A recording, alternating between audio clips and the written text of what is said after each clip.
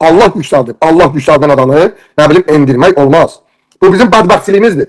Ne desin Ayşen güzel Allah'ım. Yok ya Ayşe sen ömür boyu Velizar'a alkış elə ki mən onun sayesinde onun canlısında. Yok hayır.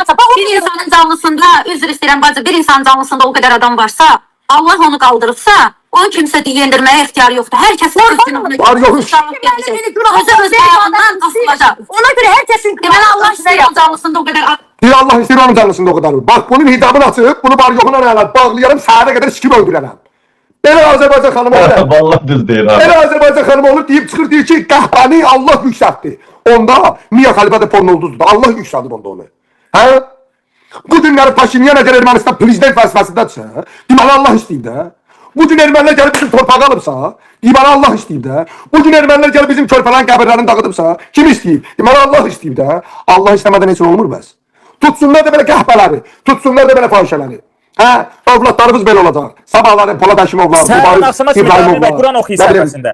Həzasdanovlar, Fəndəli Teymurovlar görməyəcəksiniz. Ancaq petuk görəcəksiniz. Və bu da bizim hicablılarımız çıxıb qəhbələrə, götdən, ağızdan alan bir oğlan, cinsiyyətini dəyişən bir oğlana deyir ki Allah yüksəldir. Bəli, Allah yüksəldir. Bizi şeytan gətirdi yəqin Amerikaya, ona Allah yüksəltdi. Necə Allah yüksəltdibsə, polisin tutub Allahın əlindən aldı, apardı, itxanaları bastı içəri. Necə oldu? Allah'ın yüksəltdiyi polis qabağına. Biz qul deyilik, biz kölə deyilik. Biz gənc olaraq söz azadlığımız var. Biz bax bu boyda 350 milyonluq bir ərazisi, əhalisi olan bir ölkədə biz istədiyimiz qədər etirazımızı edib, sözümüzü azad şəkildə deyə bilirik. Biz ama yaşadığımız, doğulub boya başa çatdığımız ölkədə bunu deyə bilmirik. Buna baxın. Gördüğünüz kimi traktör yerəm mənəm. Hər yerdə sıfır formada sıra. Demək istədiyim bu ölkə azadlıq ölkəsidir. Bu ölkədə azadlığın nə olduğunu, nə qədər qiymətli sənin maşınından, yaşam sərzindən belə baha olan tək şey azadlıq olduğunu bu ölkədə anlayırsan. Bu ölkədə belə tualet təmizləyəni belə ölkə prezidenti formasını istərdilər. Hətta belə unitazda oturan yerdə belə qaldilər. O bir yana da Elon Musk'ın belə eyni jacuzzidə çimən yerdə belə qaldilər. Bilirsiniz niyə? Bu da belə Singapurdadır.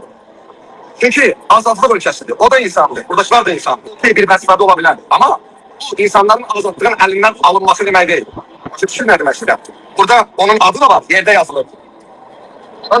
Donald Trump. Belə bilərsiniz. Ulduzun belə qırıblar. Tuvalet şoktasından bizim yaşadığımız 350 milyonluq ki biz hansı ölkədir bütün dünyaya hökümranlıq eləyir, bütün dünyaya sözün keçibdən Amerika kimi yeni idarə edən bir ölkənin dövlət başçısının tuvalet şotkası formasında düzəldir və onun ulduzunun yanında satırlar. Azadlıq kəlməsini video formasında, canlı formada görənlər orada indi görürlər yəqin, göstərişidir. Bundan ona azadlıq var. Amma nədir? 3 ildən sonra yeni olmayacaq. Başqa bir adam olacaq. Kadın olacaq, kişi olacaq, yenilənəcək. Hər gələn adam başqa bir yeniliyi. Biri gəlirləri qaldıra bilər, biri düşürdə bilər. Gəldi, okey, bəyənmədik bunun gəldiyin. Qiymətlər qalxdı, o qalxdı, okey, yenilirsən, o biri düşürdür. Biz buna şərait yaratmırıq. Bizim qorxduğumuz tək bir şey var. Başqası gəlsə, necə olacaq? Daha betər olacaq. Bu yenə yiyib, kəlməyə bax, bu yenə yiyib, bax bilirlər yediyin, çünki özü dili ilə deyir. Bu yenə yiyib yediyi qədər. Yeni gələn daha çox yiyəcək. Bizim canımıza qorxu salan nə bilirsən? Nə bilirsən orada Adilin əmisi, Qabilin əmisi otursa, bəlkə sənin uşağın üçün aldığın yemək 3 manat olacaq.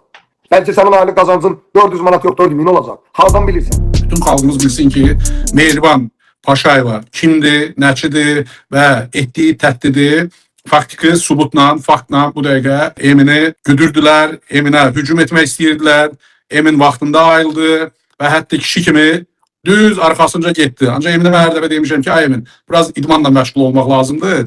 Yəni Emin bir balaca gərək o sumkasını zadını atıb, ən azından tutardı, yıxardı polis zad gələnə qədər.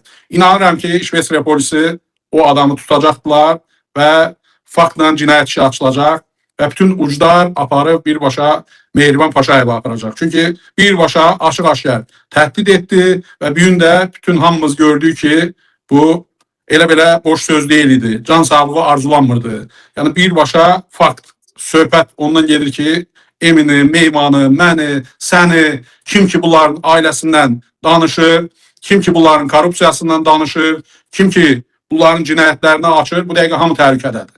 Yəni bu dəqiqə hər bir xaricdə olan bizim hörmətli cavanlarımız, hörmətli dostlarımız, blogerlərimiz, siyasətçilərimiz kimdən asılı olmayaraq, kim ki açıq-aşkar bu ailəni tənqid edir, özünüzü qoruyun. Çünki Avropaya 100% böyük bir komanda gəlib.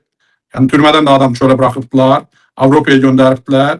Ancaq inanıram ki, arzuları bunların gözlərində qalacaq Qabil bəy. Bunlar İlham Əliyev, Mehriban Paşayeva kim olduğunu Eminin faktından təsdiq etdilər. Qabaq yaxşı. Deyirdilər Vidadi İskəndərli həm bizlik deyil, həm kimisə söyübdü, neyinibdi, nə qayrıbdı. Öz boyunlarından atırdılar. Ancaq indi bunu hara atacaq? Emin kimi söyübdü, Emin kimə söz deyibdi. Emin maşallah özün illər boyu bilirsən ki, ancaq yaxşı söydü. Bunların yaramazın arxasınca qaçanda elə sözün də, qəşəng də sözün də dedi. O yaramaz onu göstərdi ki, İlham Əliyevin killerlər də qorxaqdı, özü də qorxaqdı, göndərdiyi adamlar da qorxaqdı. Ancaq girib yataqda kimsə yuxulu vura bilərlər və yaxud arxadan vura bilərlər. Yəni bunlar namərd insanlardır. Bunlar üzbəüz heç bir zaman heç birimizlə, nə mənlə, Qabil, nə sənlə, nə Orxanla, yəni Orxan, elə fakt Orxan buradadır. Orxan neçə adam üstünə düşmüşlər, Orxan, harada düşmüşlər? Düz ailənin qabağında, evinin qabağında. Yəni bu adamlar alçaq adamlardır. Yəni hər birinizi canınızı qoruyun, özünüzü qoruyun. Bu rejim, bu adamlar, yəni bunların Allah'a vallahi yoxdur. Bunlar şeytana ibadət edirlər. Yəni bunlar nə xristiyandır, nə müsəlmandır. Bunlar ancaq pul və pula görə və hər birimizə güllə də atarlar, arxamızca da vurarlar və nə desən eləyərlər.